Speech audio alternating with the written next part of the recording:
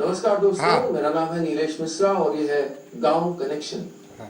भारत का अपनी तरह का एकमात्र टीवी शो जो ये कोशिश करता है कि भारत के गांव और शहरों का रिश्ता और मजबूत हो, उनका कनेक्शन और गहरा हो। पिछले कई महीनों से हम एक साथ यात्रा कर रहे हैं और भारत के गांव से जुड़ी ऐसी कहानियां उधर से बुला देना, बीच में बोलना जो आपको मुझको अखबारों में, टीवी में, रेडियो पे इस बार फिर आवाज रिकॉर्ड हो जाएगी ना। मैं बात जानता हूँ, मैं रेडियो पे आपको रोज कहानियां सुनाता हूँ, लेकिन वो काल्पनिक कहानियां होती हैं, वो अलग दुनिया होती है।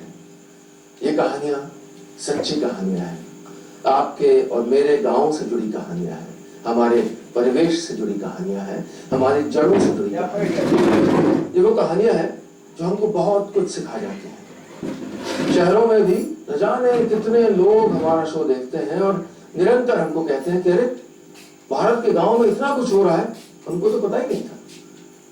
और भारत के गांव से आपके संदेश आते हैं, आप उनको बताते हैं कि कैसे आपको और राज्यों के और गांव के बारे में देखने सुनने को मिला। चलिए देखते हैं आज अगले आधे घंटे में हम कौन सी कहानियां देखने वाले हैं, क्योंकि बनाए रखना है आपको और मुझको हमारा गांव कनेक्शन। यही है।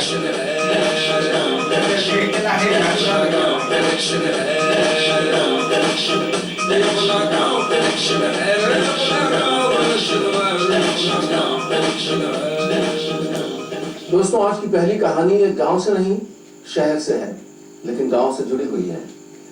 मैं आपको ले चल रहा हूं मेरे जन्म स्थान लखनऊ। यहाँ पर ग्रामीण बच्चे जो कि अक्सर झुग्गी झोपड़ियों में रहते हैं, उनको एक इंसान है जो पढ़ाई का तोहफा दे रहा है। एक ऐसा इंसान जिसके पास कोई इमारत नहीं है, कोई बड़ा स्कूल नहीं है, चाचा सुनिए, बस एक साइकिल है। आदित्य कुमार जो कि 43 साल के हैं, वो अपनी साइकिल पे दिन भर घूम घूम के बच्चों को पढ़ाते हैं। ऐसा चलता फिरता स्कूल है ये, जिसने न जाने कितने बच्चों की जिंदगियां बदली हैं और बदल रहा है। चलिए मिलवाता हूं मैं आपको आदित्य कुमार से और देखते हैं कैसे चलता है उनका 2 पहियों का अनोखा स्कूल।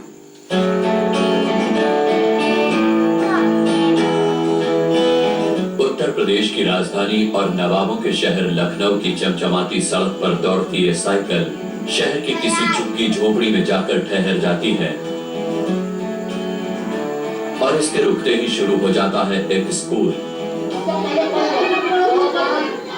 ये स्कूल थोड़ा अलग है, यहाँ ना कोई बिल्डिंग है, ना कोई ब्लैक बोर्ड। इस स्कूल में पढ़ने वाले बच्चों के पास ड्रेस तो दूर, शरीर पर पूरे कपड़े तक नहीं हैं। इन्हें क्लास में बैठने का सलीका भी नहीं आता, लेकिन ABCD और क ख ग जरूर आता है।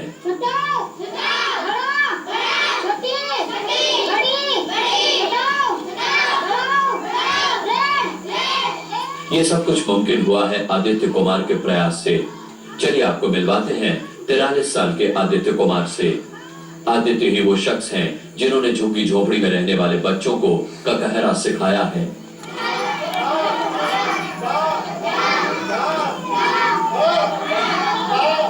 मेरी जो शिक्षा हुई, बड़ा तंगी हुई, बदहाली हुई, तो मुझे शिक्षा का दर्द था कि मेरे जैसे लाखों करोड़ों बच्चे होंगे जिनको नहीं मिला। जब मैंने BSc कर ली और मैं नौकरी के लिए सोच रहा था और उसी समय ट्यूशन भी पढ़ा रहे थे, तो ट्यूशन में जो बच्चे मेरे निकले हुए हैं आगे जिनकी सर्विस लगी है, उन्होंने हमें आशीर्वाद में यही कहा कि सर आप इस तरीके से बच्चों को पढ़ाते रहिए, नौकरी तो सभी करते हैं और क्या नाम आपके पढ़ाए हुए बच्चों का जो है एक जीवन सफल हो रहा है।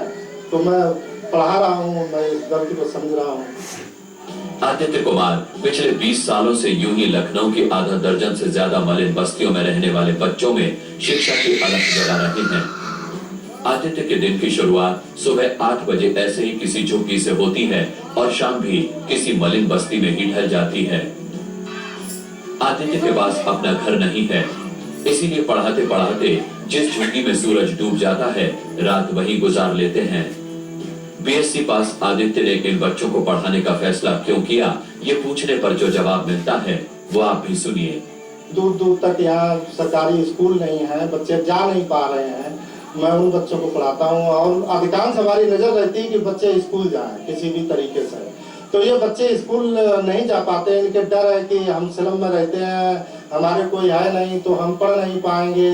तो इनका जो डर है हम डर भगाने का काम करते हैं। तो जैसे छोटा बड़ा ABCD हिंदी बोलना और पढ़ना जब इन्हें आ जाता है, इनको लगता है कि हम अब पढ़ जाएंगे। कानपुर के DAV कॉलेज से BSc करने के बाद 1995 में आदित्य ने दूसरे बच्चों को पढ़ाना शुरू कर दिया।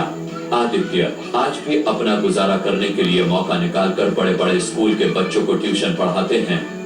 20 साल की इस लंबी यात्रा के दौरान वो अब तक हजारों बच्चों को प्रारंभिक शिक्षा दे चुके हैं। शानदार सामाजिक कार्य के लिए उनका नाम इंडिया बुक ऑफ रिकॉर्ड और दूसरे कई रिकॉर्ड बुक में दर्ज है। आदित्य के चलते फिरते स्कूल की चर्चा 7 समंदर पार भी है। जुलाई 2014 में उनका नाम अमेरिका के मशहूर wonder book of international record में भी दर्ज किया गया।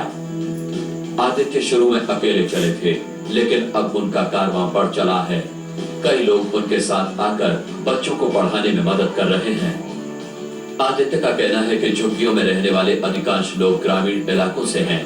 शुरू में इन लोगों को राजी करना काफी मुश्किल था, लेकिन अब लोग अपने बच्चों को पढ़ाने के लिए तैयार हो गए हैं, क्योंकि उन्हें भी शिक्षा का महत्व समझ में आ रहा है। उनके आने से बहुत बड़ा फायदा है।